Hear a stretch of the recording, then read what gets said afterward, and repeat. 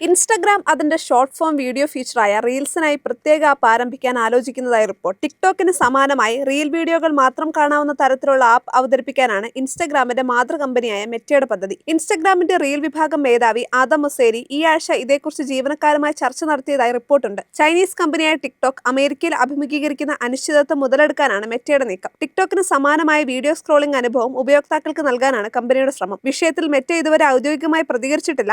യുഎസിൽ 170 ദശലക്ഷം ഉപയോക്താക്കളുള്ള ടിക്ടോക്കിനെതിരെ ചാരവൃത്തി അടക്കം ഗുരുതരമായ ആരോപണങ്ങളായിരുന്നു ബൈഡൻ ഭരണകൂടം ഉയർത്തിയത്. ടിക്ടോക്ക് നിരോധിക്കാൻ ബൈഡൻ ഭരണകൂടം തീരുമാനിച്ചെങ്കിലും ട്രംപ് ഭരണകൂടം ജനുവരിയിൽ അധികാരത്തിലേറിയതിന് പിന്നാലെ 75 ദിവസം കാലാവധി നീട്ടി നൽകിയിട്ടുണ്ട്.